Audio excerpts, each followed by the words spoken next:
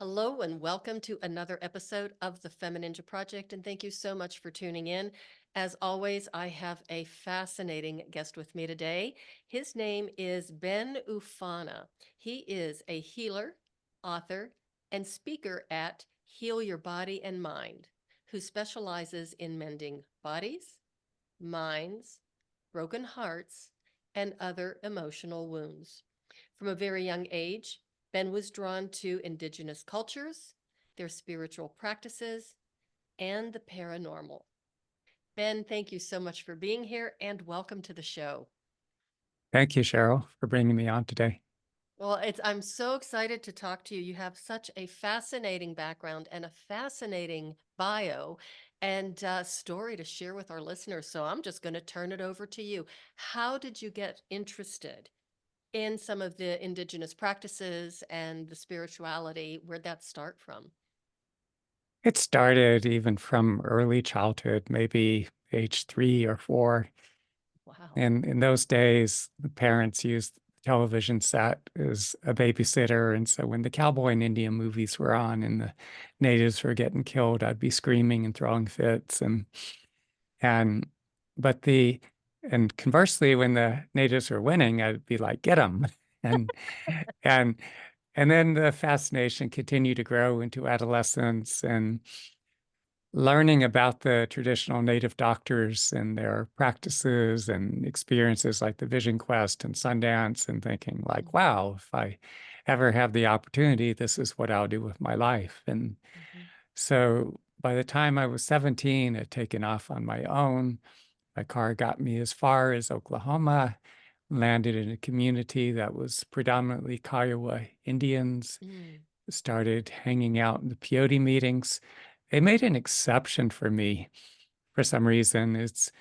And a friend, peer about my age, and he says, "Hey, Dad, Ben wants to go in the peyote meetings." And for some reason, this one native elder who was in charge of the Kiowa chapter of Native American mhm, Church, he just said, "Okay," and let me come in. And some of the other native elders were pretty hesitant. mhm, And this elder Jack, and he just said, "This one is different. Let him come in." And they deferred to him. And it was in the peyote meetings that I first met my mentor, Horace Dokai, mhm, who was one of the last surviving traditional doctors among the Kiowa mhm, tribe. He was the last of the doctors that was extraordinarily powerful mhm, among the Kiowa. And mhm, so I sat in some of the meetings that Horace ran, and initially I was terrified. He'd say that, "No, this is only for Native people. mhm, Move along, get out of here." But he, at one point before going into a meeting, I was talking with the same young friend, and he's across the hall, and Horace all of a sudden is just staring dead at me, and it sent chills through me. He knew at that point that I would be his apprentice, Wow. and now I approached him about a year or so later when my grades were starting to go down, Mhm, and, and I just said, "I want to learn to do what you're doing." And I was still terrified that he would tell me that, "No, this only works for Native mhm, people. Forget about it." But he says, "Can you start fasting this weekend?" It's like still trembling. It's like, mhm, "Yeah, sure." And so I drive down into the Wichita Mountains, and I know he was testing me at that point just to make sure I was serious. mhm, And then he instructed me to make my way out to New Mexico after the semester ended. And so right away, became his assistant. I would be helping him building sweat lodges and whatever else needed to be done as he worked on mhm, his patients. And the apprenticeship was really intense because a lot of these native doctors going back over time possessed paranormal abilities. And so he would transmit portions of his own healing gifts And some of these things I have long been hesitant to mention because as most people in our Wonder Bread culture here, is our culture is so sterile and we had access to a lot of we haven't had these intact spiritual traditions where people possess these gifts and abilities, but he would actually do things like take the end of a feather and it just physically just projected into my body and I'd feel this tremendous force just impact me. It's like literally it would knock me unconscious momentarily. He'd have someone standing behind to hold me up as he would do that transmission. But a big part of the training, it's when you receive these transmissions, you're expected to go through the vision quest. Vision quest is typically like 4 days and nights. You're out in the mountains, you're not eating or drinking, you're Oh. alone. And so Horace started me out with that. And over the years I've continued. I've gone dozens of times and not trying to impress anyone, but was it just 2 weeks ago today, it came down from the mountain, Wichita Mountains again. And it was my 62nd. and for me, the reason to continue is we're both training from a traditional Native American doctor, medicine man, training with the master from China and the internal martial arts, Xingyi Quan, Baguazhang, that are rooted in Taoism, and also having some connection with the Hindu Vedic tradition. Those who attain mastery in these ancient spiritual disciplines, it was typical. You just do hours of intensive daily practice, and this is like throughout their lifetime. And you just continually develop your body and mind and develop to progressively higher and higher levels. Become, in the Hindu Vedic tradition, there's that term self-realization. So a lot of it's about human potential. But there's also like these traditional native doctors, it wasn't just like running energy. It wasn't what they call energy work. I mean, the native doctors are all what you refer to as conduits, in that they allow other forces or entities or beings to work through them to facilitate healing within the body and mind. And they were known for their areas of specialization. Like some of them were, say, treated primarily, say, neurological disorders, and others maybe respiratory. And they had reputations based on their areas of expertise. And the word would get out among their own tribe and among allied tribes. And so sometimes people would travel from great distances to seek out a particular doctor, and the way you would choose a specialist in our current day world. Yeah. So Yeah. I have a question of going back to that because I had to giggle when you were talking about you were hesitant about sharing some of this, for a long time, Yeah. about these practices and getting this training. But on the other hand, I had to think, is this one of the problems that we have in our society? I mean, is this one of the things that is wrong with us? Is that we are in this sterile world, that we are rather narrow-minded, and especially when it Mhm. comes to healing and health, and everybody thinks, oh, like I'll just run to the doctor and get a pill, or all. Our mindset is a little bit twisted. Yeah, it is. And there, it's a trade-off because Mm-hmm, there are pluses and minuses. There are mm-hmm, things that, for instance, the starting with Freud was a little demented in some ways, but but he did have some ideas, and then from there with Carl Jung and numerous other people who were uh, throughout time in the psychotherapeutic tradition, they've developed a much greater, more in-depth understanding of the human psyche and mm-hmm, our emotional wounding, the mm-hmm, importance of working constructively with our emotions. And within a lot of ancient spiritual traditions, that knowledge was lacking. And you see now, whereas some some of the yogis or gurus and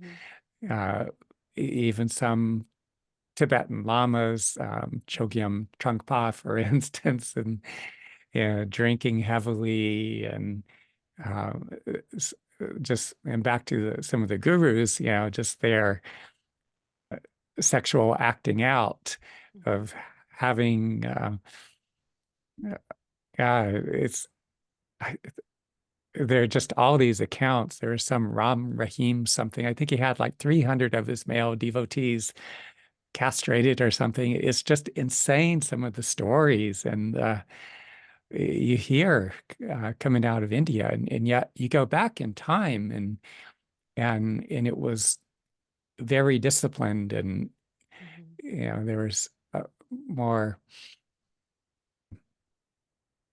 They didn't have these insanely large followings, and there was Mm-hmm. just people were serious about doing practice. Mm-hmm. And now it's a lot of it's kind of a circus, Mm-hmm. but I guess I'm veering around a bit. But anyway, so there's the we've gained a lot from the Mm-hmm. modern psychotherapy or from the psychotherapeutic tradition Mm-hmm. is in terms of the healing of our emotional wounding, understanding of trauma and such. Mm-hmm. And there are aspects of, there are a lot of advances in modern Western medicine as Mm-hmm. well. And so even some of the, uh, as I said, my mentor was one of the last of the traditional Kiowa doctors, but Mm-hmm. going back into the 1940s or 50s or further Mm-hmm. back, whatever. And there were times when some of these traditional doctors were um, could address specific ailments or injuries or health conditions. And there were other times where they might advise someone to seek out the more conventional Western medical route. Mm-hmm. And we have to consider too that, for instance, smallpox, Mm-hmm. cholera, measles, the Native Americans had no immunity to these Western or these diseases brought over by Europeans. Mm-hmm. And so it was uh, because of the, I know people have ambiguous feelings, Mm-hmm. but it was the immunizations or vaccinations that eradicated smallpox, which had Mm-hmm. just, you know, I think it was like, I don't know the percentage, maybe upwards of like, 80, 90% of the native population Mm-hmm. was, through Mm-hmm. warfare, but the disease was Mm-hmm. killed the vast majority of them. So there is a place for both Mm-hmm. the traditional healing practices, Mm-hmm. which I would like to very much encourage people. Mm-hmm. It's hard to find anyone at this time in history. I mean, maybe if you venture down into the Amazon, it could also be dangerous because some of those tribal groups are still kind of warlike too. Uh-huh. But it's possible, you just have to be careful and know who you're dealing with individually and also what groups you're associated with, but Mm-hmm. also in places like Indonesia, Malaysia, the Philippines, there's Mm-hmm. these traditions of healers, although it's dying out in all Mm-hmm. cultures around the Mm-hmm. world, fortunately. Mm-hmm. Yeah, I have one guest I had on my show quite a while ago, a long time ago. She was from Australia and she was diagnosed with breast cancer. Mm. And, of course, the doctor says, okay, we're going to do the surgery. We're going to do it on this day. Then blah, blah. And she's like, whoa, whoa, whoa. I want to explore my options. Yeah. And the surgeon's like, get out of here. I'm not working with you then. And she's like, okay, fine. But I think she went to Brazil. It was either Peru or Brazil. I can't remember. Uh-huh. And she had found someone there who specialized in, that type of spiritual healing. And, Yeah. all kind of, I can't remember the types of, I'm using air quotes here, medicines, but it was more like, some of the natural, fruits and vegetation that grew in that area. I mean, but it was just Yeah. amazing. And she made an incredible recovery. It's still today, she's doing quite well, has no recurrence, in great health. And she said it was an incredible experience. And of course, even took her husband along with her. So she said it was just great. I mean, and I think it's really important to understand that there are options out there for us to Definitely. explore. And Brazil too has intact traditions, long lineage of these healers. Hmm. And I think it's a mix or amalgam, some coming from native Hmm. and other sources as well. Hmm. But again, you know, in terms of becoming a healer, you have, for instance, people going through 3 weekend workshops and assuming the title of master healer, and it's just absolute nonsense. It's You're not going to be a healer, and after going through these 3 weekend workshops and within these over the centuries, it's again, there's a lineage where Hmm. these gifts of Hmm. healing are passed down, and usually the Hmm. gifted healers, they take on one or maybe at most a Hmm. few individuals that they transmit that gift to. Hmm. This is common, again, among the Tibetans and the Hindu Hmm. Vedic traditions, wherever there's these highly developed spiritual traditions, Hmm. there's the lineage and the transmission is protected. It's not, Hmm. you don't just show up to a workshop and get it Hmm. because you paid the however much money. Hmm. But if you're serious about becoming a healer, it's an investment. Hmm. And I would encourage you. It's like Hmm. if you have to explore, get on the plane and go down to Brazil. Hmm. Yes, there are dangers. You need to be careful. There's a Hmm. lot of crime in Brazil, Hmm. uh, but No, there's a I, lot of crime in my backyard, so. yeah, yeah, But it's interesting that you say that, especially, the 3-day workshop, which of course I had to giggle about that too. But for anybody who pursues the path of a healer or wants to be a healer, you really have to have the heart and soul and spirit of a healer. And I think that that's probably what your mentor saw in you the first time he met you, and that's why he admitted you into the group or accepted you into the group, and you became one of his students. Is he realized that you had that quality about you. yeah. He didn't have that many that he was, I would say, a handful, and that was Hmm. more than what was typical. But part Hmm. of it was because he knew, as far as his own tribe, that he was the end of the line. Hmm. He actually didn't have an apprentice. He passed on some to one of his sons, and but there are some individuals, a few individuals from other tribes that he was working with because Hmm. he didn't want to see it die out. Hmm. And back what 80 or so when they put him on the reservations, I don't know Hmm. the exact year, but and they started taking the native children and sending them off to boarding schools Hmm. and and they were subjected to like often horrific abuse. They were Hmm. beaten, they were shamed for their heritage and not allowed to speak their own native languages, and Hmm. they were their traditional dress was stripped away. They were forced to wear Hmm. uniforms. All their hair was cut off, Hmm. and sadly, many were subjected to some combination of verbal and physical abuse, and sometimes sexual abuse. There were Hmm. many instances where they're finding the graves of these children who didn't survive those Oh. boarding schools. Some died of infectious diseases like tuberculosis. That was accounted for part of it, but some of the children being so distressed try to escape these schools, and up into Canada they would freeze to death in some Mm. instances, and so you have, multiple generations of these people who were deeply traumatized. But Mhm. some of these old native doctors, recognizing uh, that these practices, these gifts and healing powers, that there was no one to carry it forward.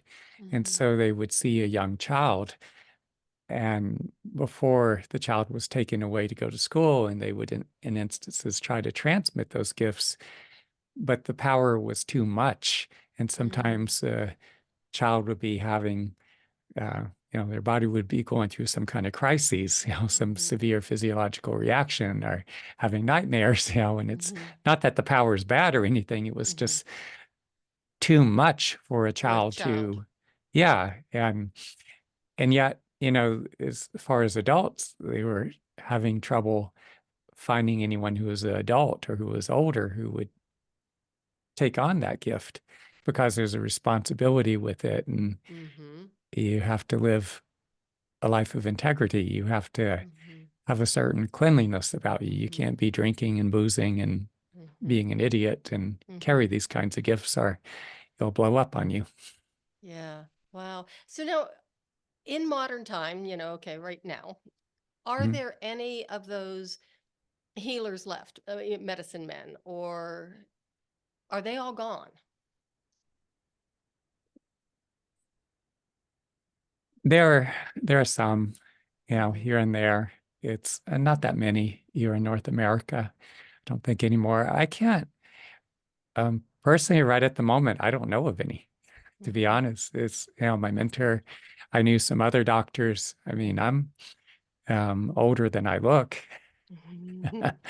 I'm not going and to ask. yeah, and so going back, Mm-hmm. I began my training, Mm-hmm. but 41 years ago. And Mm-hmm. so a Wow. lot of people have passed on during that time. Yeah. And I knew a handful of, Mm-hmm. some other native doctors that Mm-hmm. have since passed on. And I know there are some people practicing, but I question. There was a man, for instance, that I mean, he had been spending time among the Lakota people, Mm-hmm. in the Dakotas, Mm-hmm. and the man had lived in New York City, and I guess I don't remember what his occupation was, but he was doing quite well. His Mm-hmm. whatever professional, whatever, but he was living in a building. Sometimes you have the elevators and you go in and there's a key and you have that key and it takes you up to the floor that you live on with Mm-hmm. your specific apartment. And so he got in the elevator, and I guess some of the lower floors, what you have is you have some of these buildings that you have the what was number of apartments, and it's more people live, but some of the upper floors are Mm-hmm. ones where you have the key, Mm-hmm. for um, if I'm making sense here. Mm-hmm. But anyway, these two men got in the elevator and they were riding up, and Mm-hmm. but when his door opened, they jumped him, and he was describing the the ensuing conflict. And one guy was on his back and he slammed up against a window, and the glass shattered or something. The guy was cut up really badly, and when the two men fled, there was the trail of blood from one of them. That's how they ended up apprehending them. But the guy ended up having like pretty severe traumatic brain injury. Oh. And so, and when I was speaking to him, he apparently one of the someone or whatever, one of the doctors from the Dakota tribe had worked with him, but I'm just looking and it's like, God, this guy is still not doing very well. He's Mm-hmm. got some pretty serious problems here, and he's just not functioning. He's still got a lot of um, malfunction, dysfunction Mm-hmm. because of the traumatic brain injuries, and he was moving out of New York. He was leaving New York at Mm-hmm.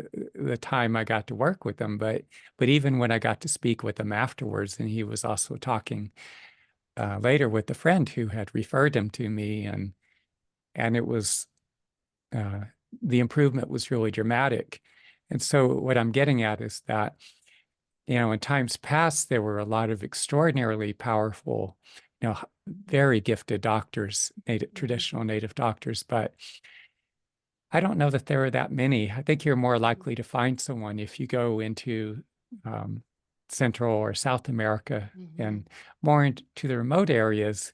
But again, there's still some of those groups in the Amazon that are a bit warlike. And Right. so, And I just I can't help thinking about, all that energy that, like you said, that the medicine men have, and that they can transmit it, and that's so powerful. What happens, and this is a question, I'm just throwing it out there because I know you don't have an answer for it, but what happens to all of that energy when they pass on? I mean, when they Well, die, does it just dissipate? Does it well, float around? again, this is an important point here. It's not just energy. These individuals, myself, and those who have trained in these traditions, Hmm. we serve as conduits, and that Hmm. we allow other specific forces or beings, actual Hmm. entities, to work through us that Hmm. facilitate healing that would not otherwise be possible. And it's a number of these doctors would just take it with them. There was no one to pass it on to. Hmm. Others younger, you know, individuals that were more able-bodied that could be capable were Hmm. afraid to take it on. So they just took it with them. Mm. There's a lovely woman, she's not here any longer in Colorado, and had a little shop up in one of the little mountain towns in Idaho Springs. And I Uh-huh. met her a couple of years ago. We were walking around, my husband and I were up there just for the day. And I says, I need to go in this store. I don't know why, but I need to go in this shop. And when I Hmm. walked in there, I met the most beautiful woman I think I've ever met in my entire life. There was something about her. She was just so lovely, and she was Native American, and her shop Mm. was all like natural healing products. She had soaps, she made her own soaps. She had a pain cream that was absolutely spectacular. You can still buy it. It's called Geronimo. So Wow. she still has it. I think her website is Fall River Botanicals. And Mm. so she has since moved to Santa Fe, New Mexico. So she's not here in the state, but beautiful woman. And, I was going through a pretty rough time at the time that I met her, and just being in her presence, just I felt so calm, and for me that's not something I feel very often.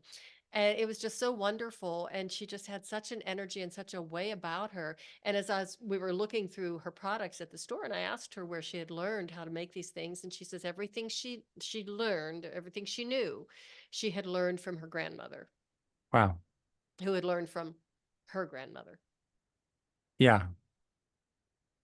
So passed on generations. So I just thought that was, yeah, every time I go up there, I still go into her store, even though she's not there, because I want to support her and buy her products. And just walking into the store just makes me feel centered.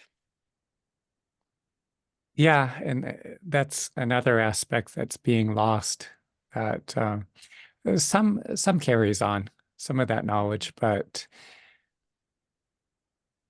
my mentor, I mean, there are times like I'd be riding cross country. In one instance, we were out in the middle of Nevada, Mhm. I was actually driving for him at one point, and he said, "Pull over."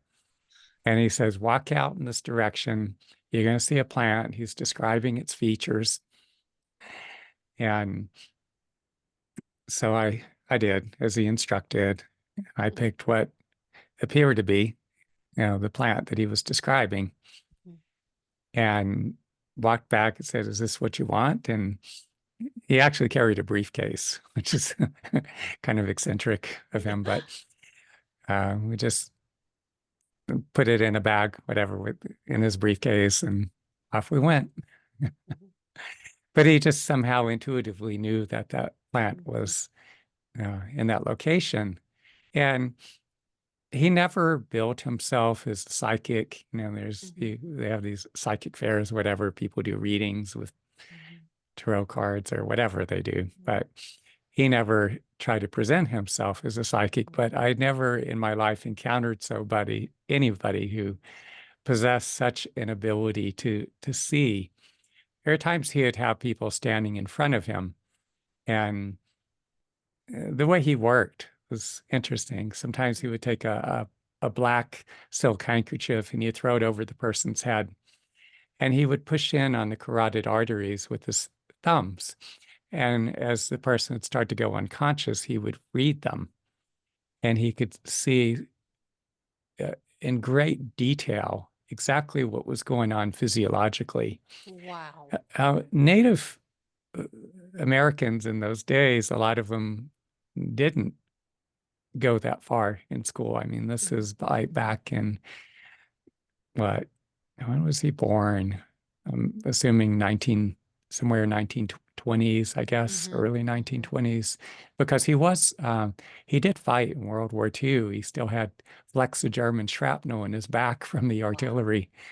Even in his old age, he still had that. Wow. And, but he, would do that. Well, he maybe had like what would be equivalent of junior high education. So he Mm-hmm. didn't know all the correct anatomical Mm-hmm. terms. And yet, a lot of people had gone through the conventional medical route with, Mm-hmm. they were suffering from cancer and whatever disease or condition. And, they had exhausted the conventional medical route, Mm-hmm. say, and they would come to him. And there were so many instances in which people would work with him and they would recover. Mm-hmm. But even not knowing the correct anatomical terms, he could describe in great intricate detail. Now, it was also a little challenging too, because I remember one occasion getting into an argument with him, and before I could even get the words out of my mouth, he would rebut my argument. So he knew exactly what I was going to say Mm-hmm. because he was that well connected, and Mm-hmm. I could be riding across country with him in the van or truck, whatever he was driving at the time, Mm-hmm. or whatever I was driving for him. Mm-hmm. And and it was like he was just watching a movie. He could just recount various parts of my life, what had Mm-hmm. occurred, and you couldn't hide anything from him. Well, that's a So little scary in some ways. I mean, it's amazing. But it's a little scary. I'd hate to think that somebody could read me like a book. Um, yeah. but on the other hand, and just from what I've learned from my martial arts practice, is so much that you can glean from a person just by watching them, how they carry themselves, how they, their posture, their body language, their Mhm. facial expressions, without even having a conversation. There's an awful lot you can learn about a person if you're really paying attention. Right. Hmm. So let's go to the part of healing minds and bodies. Sure. Yeah, and emotional wounds, deep emotional wounds, because I think that it, it's only been recent that people have started to focus on healing emotional wounds. Before it was just like, oh, get over it, and oh, forget about it, or so you had a bad incident, blah blah blah, no big deal. But now we realize how much of an impact that really has on our health and our psyche going forward when we do have emotional scars or emotional traumas that we have not addressed or healed. Right. I mean, again, a lot of that goes back to the beginning, starting to address this wounding, with Mm-hmm. Freud and Carl Jung Mm-hmm. back in those days. And then there were numerous other individuals that, gained a great deal of insight, but especially, I would say, beginning more like the 1970s. I think Mm-hmm. that was more common that people began to address the emotional aspect of their wounding, and more so in the 70s, 80s. And Mm-hmm. now it's, you know, people are not, I was hearing something to the effect that even on people's dating profiles, it's like people acknowledge they're working with the psychotherapist, and that's considered a plus at this time. And for me, uh, training with my mentor, and he would transmit the portions of his own healing gifts. And initially, that was laying dormant within me. Mm-hmm. But, I, after training for a few years, I put myself back into college to put my head together.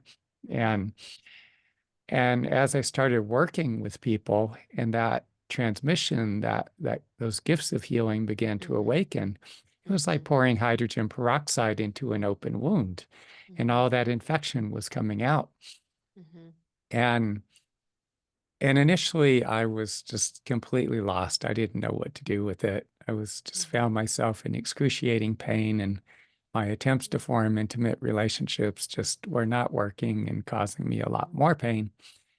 And so, through psychotherapy, I gained a crucial understanding of my emotional wounding.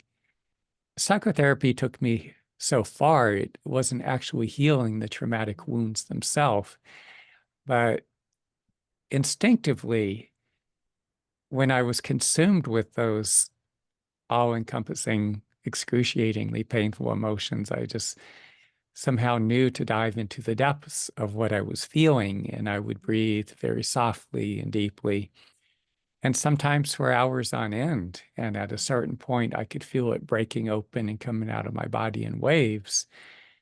And from behind that, I would feel these powerful emanations of warmth beginning to glow from within. And with that, I began to feel a sense of connection to a higher power. And that led me to develop a whole series of intensive practices, meditation practices, my own system of meditation practices, which I teach people. I can teach that over the phone and of course in person. I could do it, able to do a whole lot more when I work with people in person, but anyone in the world could call me and I could teach them these meditations. But that's where so many people, even to this day, get tripped up, is because the vast majority of our populace around the world has never learned to work constructively with their emotions. And that accounts for not all, but a large percentage of, the anxiety and depression that people suffer, is because when we experience these deeply wounding events, traumas, stresses, distressing events, whatever.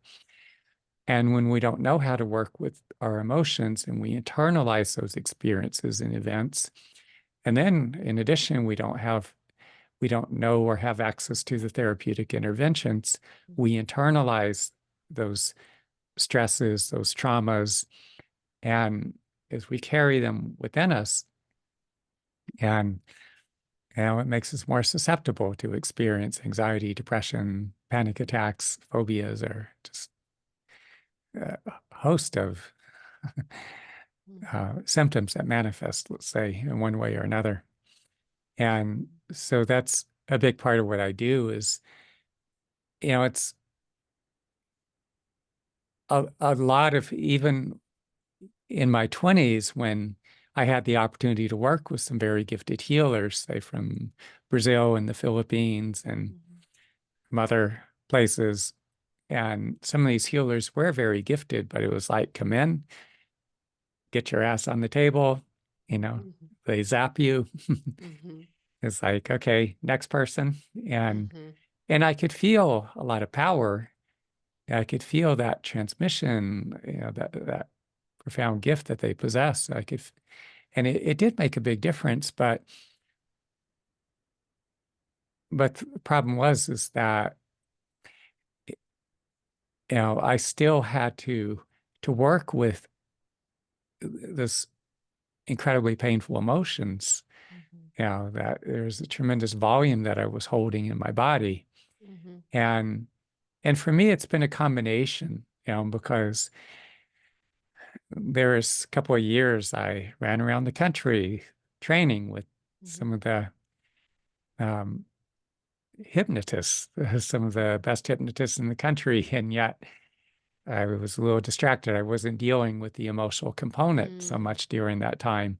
And I would be on the mountain during the vision quest, and yet my body was very armored. I wasn't as malleable or as responsive to the healing as I could be.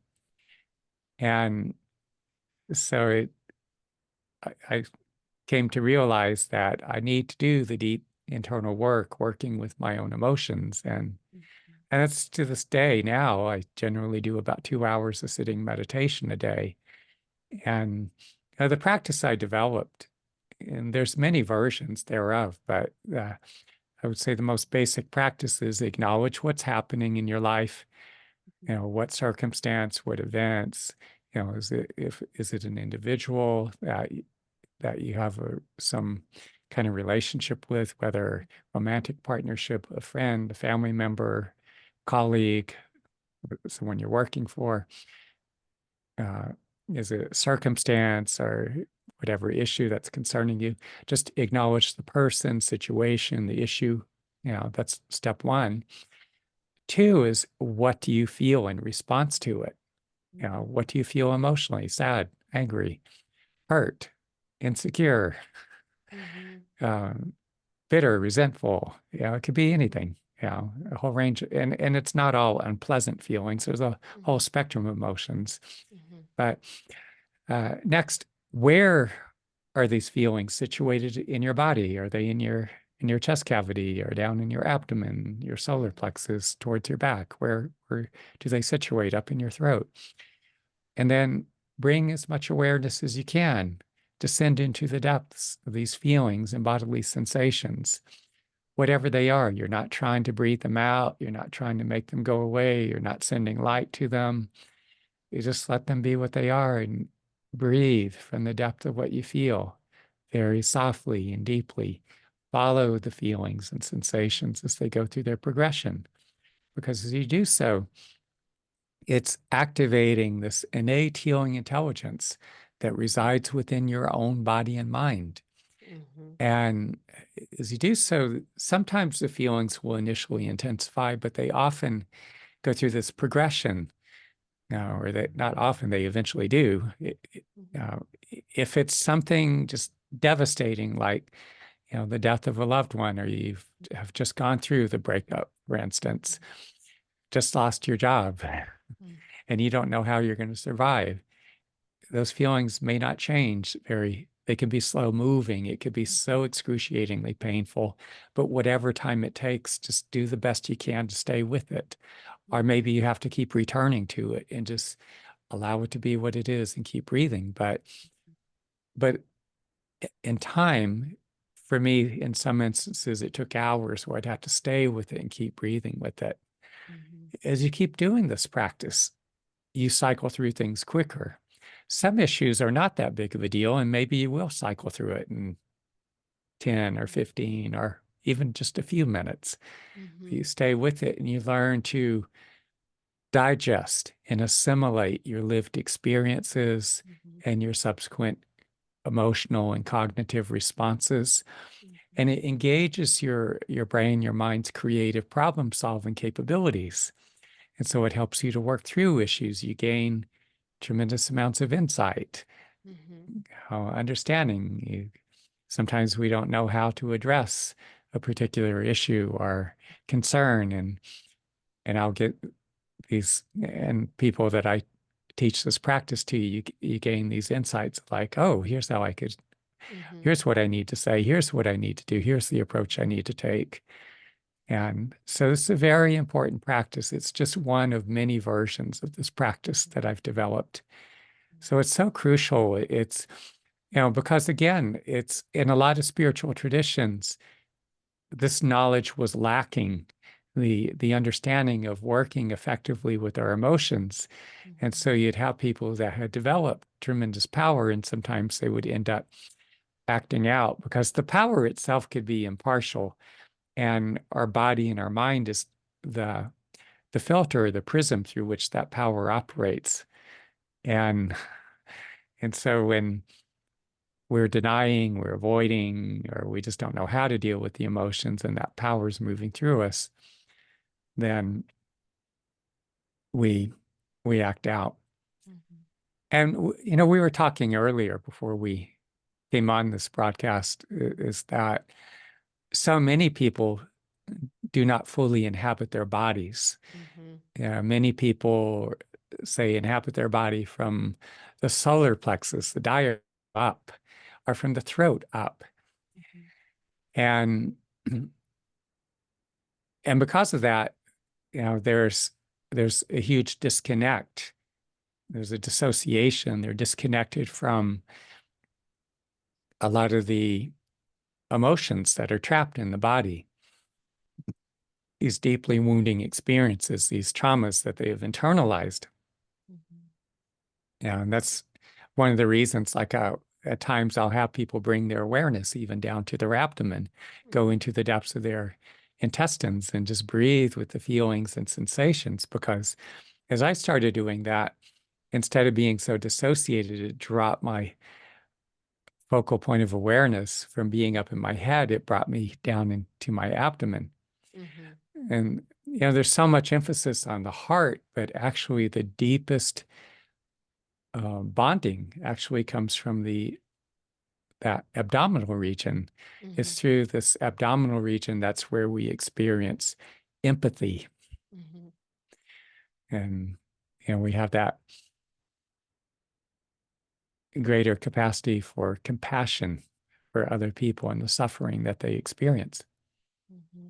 I have to say that, again, as you were going through that meditation, the steps, and I was just going along, with it, kind of like riding that little wave. Mhm. All I could think of, like toward the end, was how this would impact someone's blood pressure in a good Mhm. way. Again, I think of things a lot, physiologically. And, I just see so many people who are so tied up in knots. Mhm. And, again, I see a lot of people who are taking multiple medications Right. for their blood pressure, for their, diabetes, for like this cascade of illnesses that I honestly believe could be reversed, healed, Mhm. whatever, through meditation and the practices that you're talking about. And, I have to admit, I'm the confessions of a failed meditator. I've tried meditating a traditional meditation many times, and I just Mhm. can't do it. I can't sit still, and my little monkey mind just doesn't turn off. But if I can just stop and stand up and even do like some of the movement patterns that we do in martial arts, some of the katas, some of the other practices that I do, if I'm moving, all of a sudden it's just like you said, that cognitive ability to problem solve, boom. I could be so stuck, and then all of a sudden, I find the solution through my body as I'm Mhm. moving. Yeah, there is a importance to the stillness as Mhm. well. That, when in my mid to late 20s, when these traumas of my childhood and adolescence were resurfacing, sometimes the pain was so excruciating. And when we carry this trauma, Mhm. and that can have a very adverse effect on the organs and systems of the body. Mhm.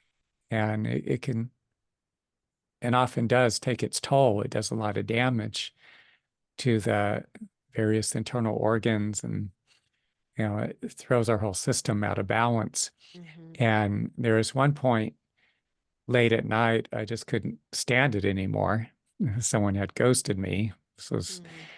back in, I think I was about 28 at the time, and I just took off that night. I just went out and started walking, and somehow I just kind of, as I was walking, I fell into this rhythm, and I was feeling the pain Mhm. of the ghosting, and having for some time done this practice while sitting Mhm. or even curled up in fetal position. I just Mhm. instinctively just breathing very softly and deeply, centered in the depth of that pain. But it became something I did late at night. I'd go out and be walking, and I had a lot of this painful emotion surfacing at the time, and I would just drop into the depth of those emotions as I walked, and I would, again, centered from the depth of those emotions, I'd be breathing. So my Mhm. primary focus was on the emotion itself, secondary on the breathing, and I Mhm. would pace my walk to the flow of feeling that I was Mhm. experiencing. And as I did so, I noticed that the all those painful emotions that we normally carry bottled up inside of Mhm. us, it's like that emotion was starting to expand outwards from my body. Mhm. And as I was walking at that gradual pace and continuing to breathe into those emotions, I drop into these profound trance states. Didn't happen instantly, but Mhm. I kept doing this over the weeks and Mhm. months, and and there were instances where I'd run into people. There were two different occasions where I ran into uh, couples. There were different couples. One time it happened in Kansas City, another time walking along the Rio Grande in New Mexico. Mhm. And one of the two of these couples, these separate couples on different occasions, was looking at me and said, "Your eyes are glowing," and would look at the other and say, "You see that, don't you?" It's like, am I imagining this? But I would go into such profoundly deep trance states Mhm. as I would walk, and I would be walking often for hours, you Wow. know. So I'm just, as a safety girl, did you ever feel like, I mean, that was this out of body experience? Did you ever feel like you were unsafe? Did you ever come out of the trance and go, where in the world am I? Or what I was was that quite like? aware of my Okay. surroundings Okay. and the neighborhood in Kansas City. I think it's Brookside. It's been, was that 30 years ago or so? Mhm. And I'm dating Wouldn't myself do it here. now, maybe? Yeah, I would still do that. I think that's Okay. still a good neighborhood. And along the Rio Grande in New Mexico, I felt pretty safe there. And I didn't ever encounter anyone or anything that I Mhm. felt threatened by.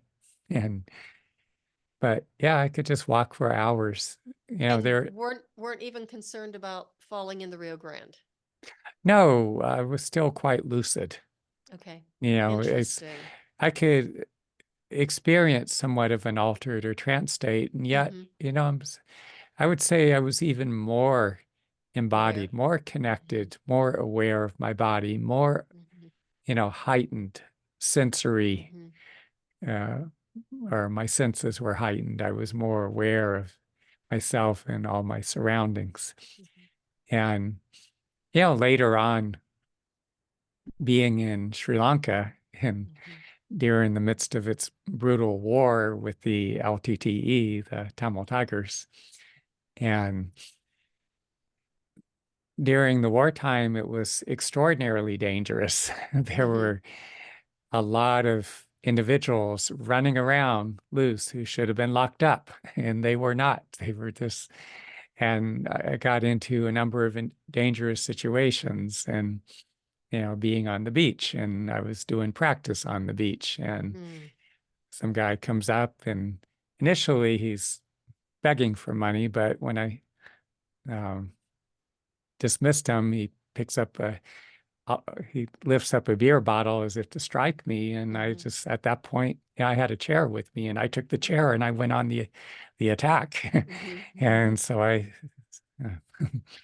it's like white boy blows up on him, and so Well, and a and chair trumps a bottle any day. yeah, and other instance where a kidnapping attempt, and I went ballistic and just went psycho on the guys, and Hmm. but I think you do a lot of practice, you develop kind of a calm demeanor, and people don't expect you to explode on them, as I have Right. on a few occasions. So, Yeah. uh, but yeah, and even in Sri Lanka later, I ventured into the former war zone in the north, and I got to know a good number of former rebel combatants, got to be good friends with some of them, even some Wow. of the senior commanders of Uh-huh. uh, the LTTE, or former Tamil Tiger commanders, Hmm.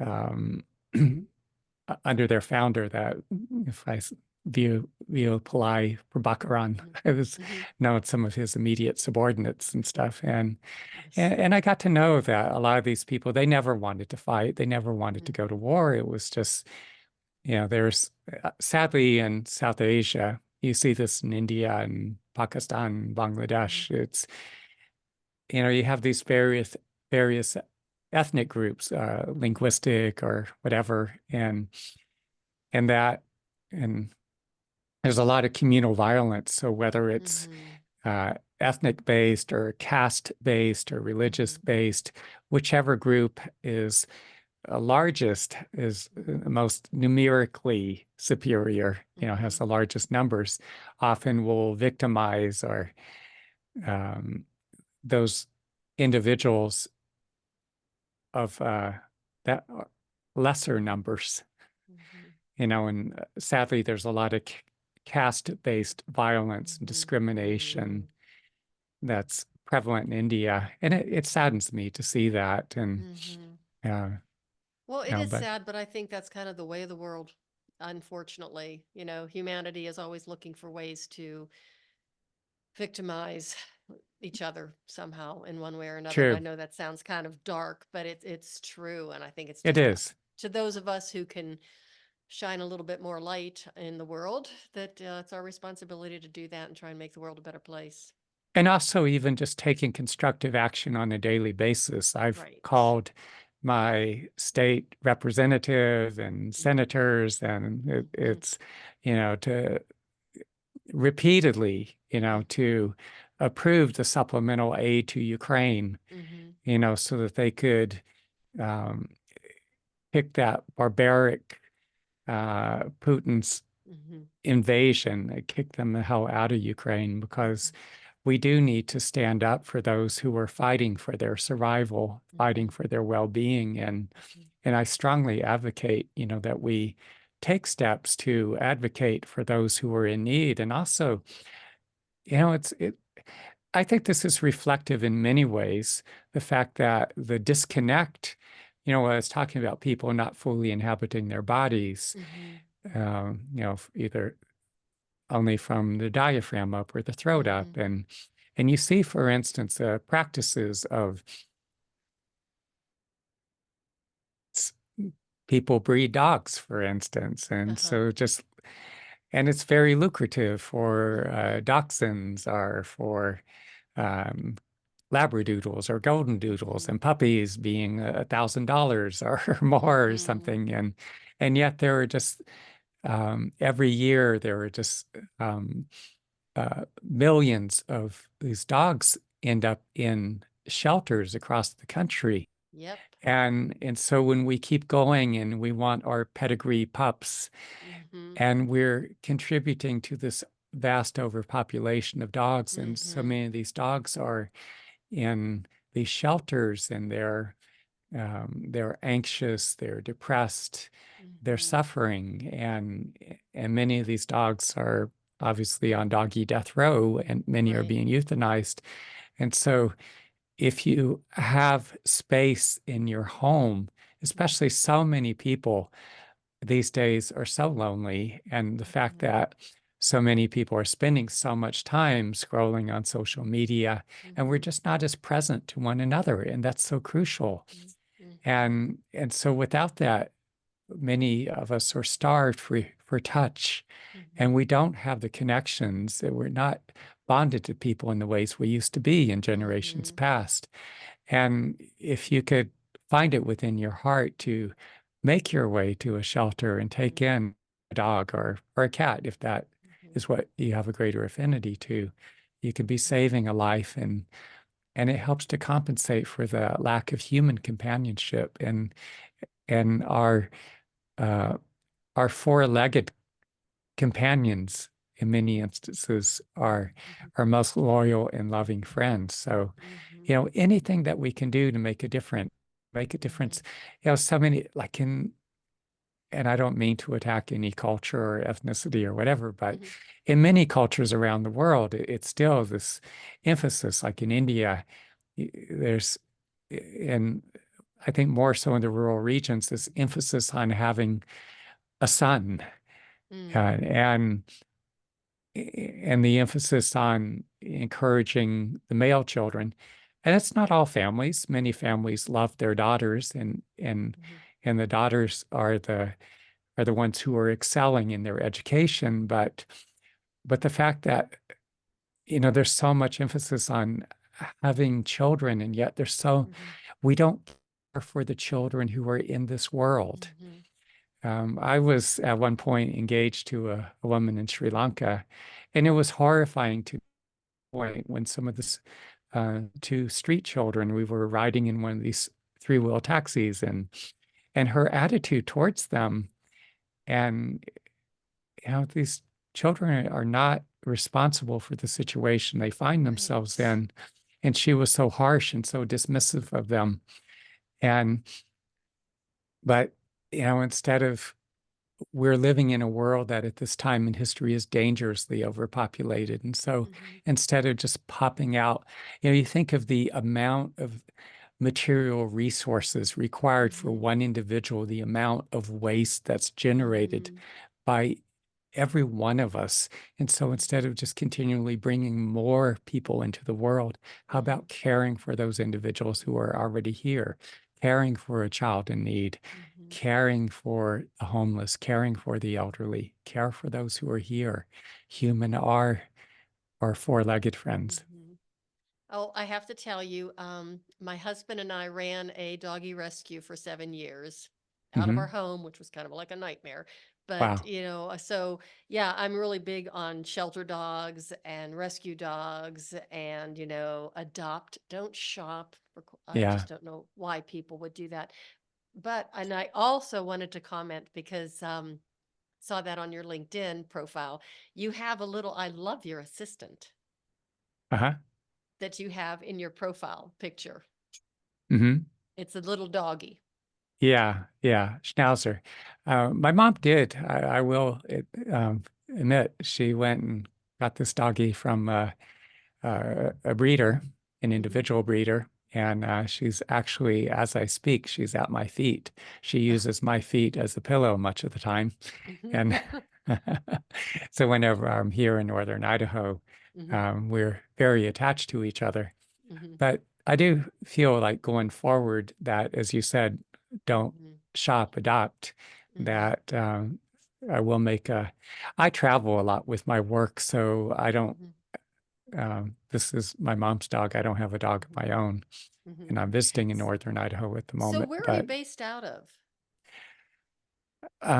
at the moment, I'm in northern Idaho. I'm Uh-huh. visiting my mom. I was spending a lot of time in New York City, Hmm. working in Boston part of the time, but that all kind of um, COVID shook everything up. I used Yeah. to offer classes on a weekly basis, so I've been Yeah. traveling more.